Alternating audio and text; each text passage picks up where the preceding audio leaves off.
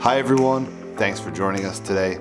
Today we're going to be spending some time on RTCA DO-160 Section 16 testing using the Pacific Power 3300 AFX.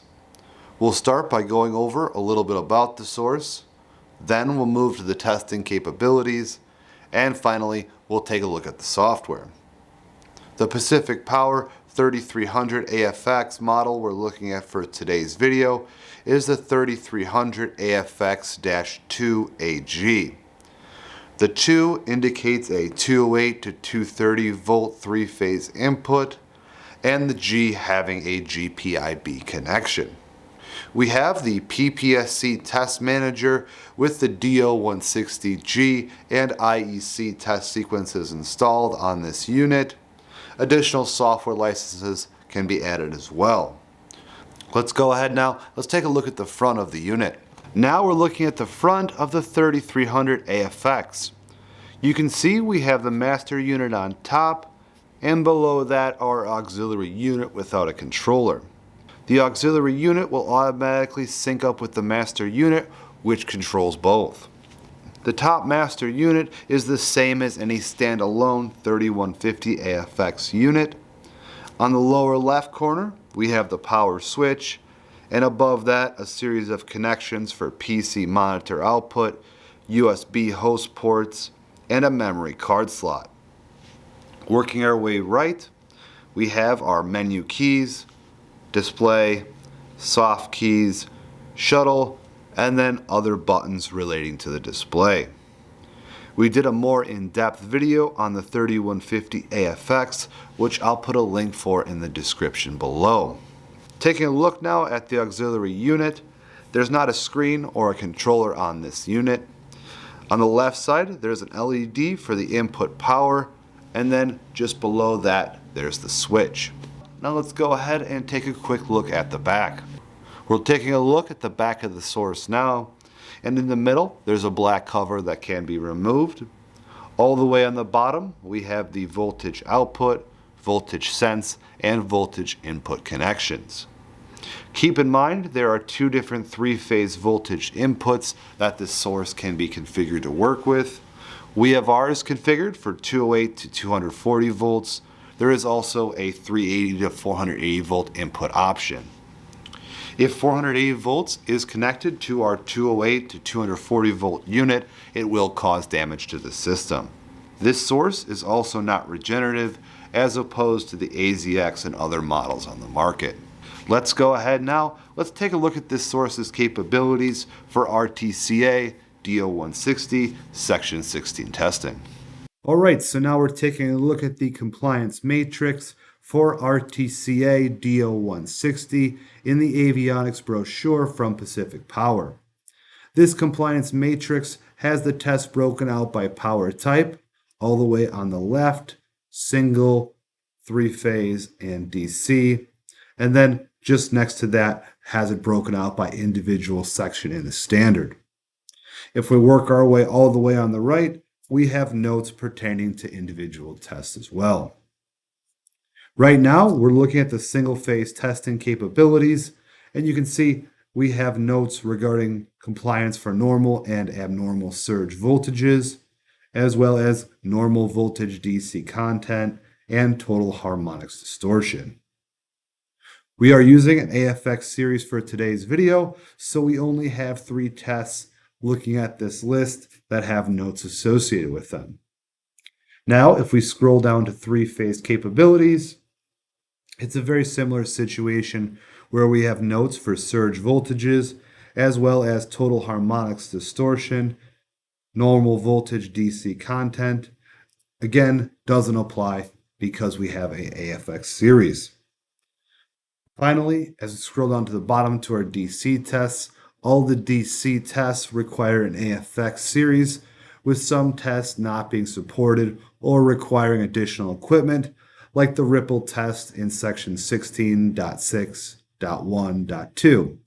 Let's go ahead now, let's get the system powered up, and let's take a look at the software.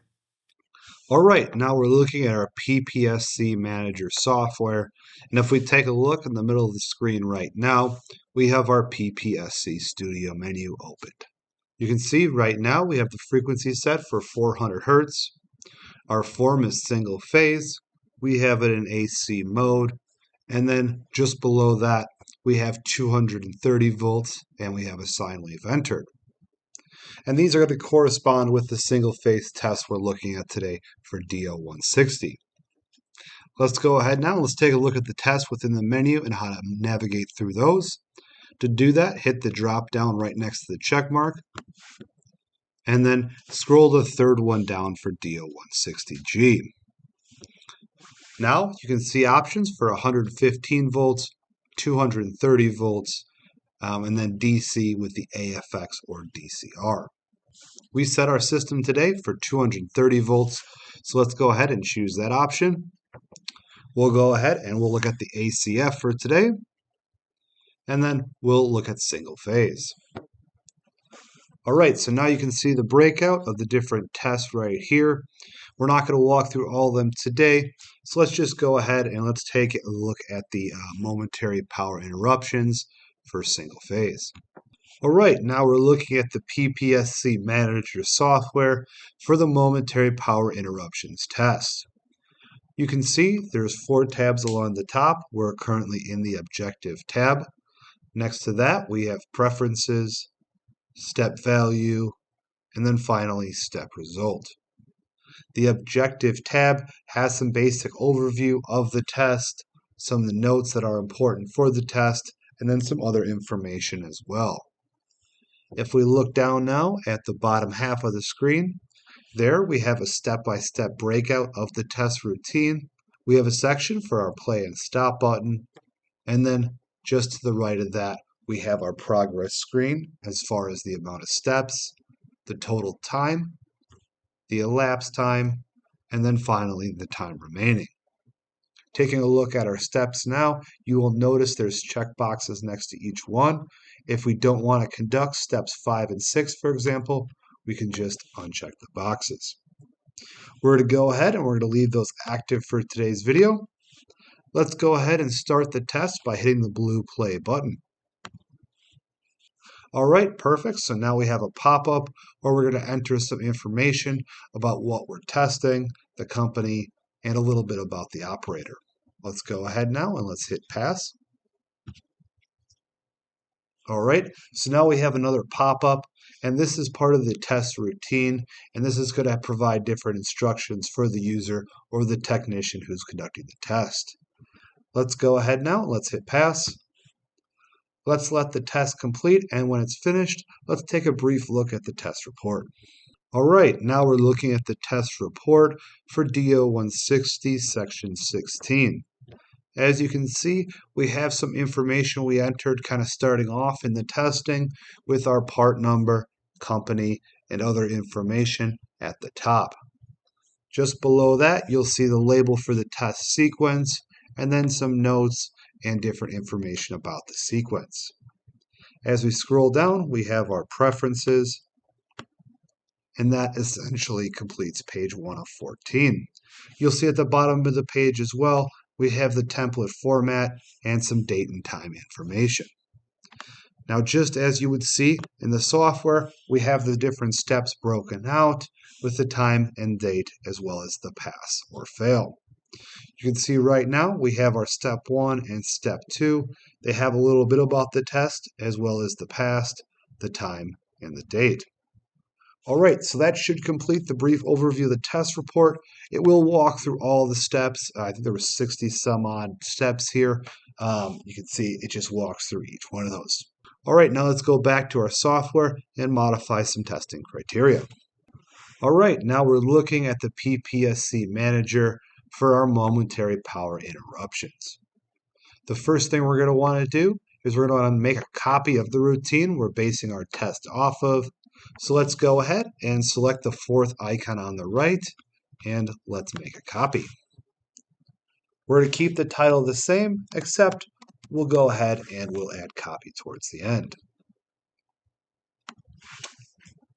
All right, and just like that, it's making a copy, and we're going to use these criteria as a baseline, and we're going to make some adjustments.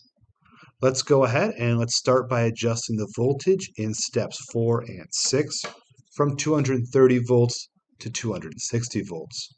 So as we can see, if we click step 4 right now, we have 230 volts sine wave at a current limit of 41.5 amps. Let's go ahead, double click that, and let's change that at the top from 230 to 260. Let's hit enter and then save. Now let's go back to our sequence and let's take a look. And just as we would expect, step 4 now has 260 volts. Let's do the same for step 6. Change it to 260, hit enter, and save. And let's go back to our sequence. All right, perfect. So now we have 4 and 6 at 260 volts. This software offers a lot of flexibility as well for programming some of the different transients. Let's go ahead and let's click step 7. And as you can see, we have that same 260 volts, but then below that, we have some of the different transient characteristics right there. We have our segment, frequency, volts, waveform, and duration. Now, if we go ahead and change those values, we should see that change on the bottom graph below. Let's change that to 210. Let's hit enter. Perfect. Just like that, you saw that green line all the way on the left move slightly. Now, if we change segment 4 from 230, let's change that to 10, and let's see the difference. All right, and just like that, you see those changes to the waveform below. Now, when the changes have been made and you're ready to save those to the routine, just the same as before, we just hit that save button at the top, and then we close it. Now, if we look back at our manager, we see the changes to the voltage at the different segments. All right, that should complete the video today on RTCA DO-160 Section 16 testing using the Pacific Power 3300 AFX. We began the video by going over a little bit about the system.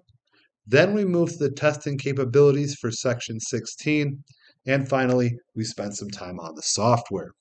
We hope this video has been useful, and please keep us in mind if you ever need to rent equipment designed for RTCA DO-160 Section 16 testing.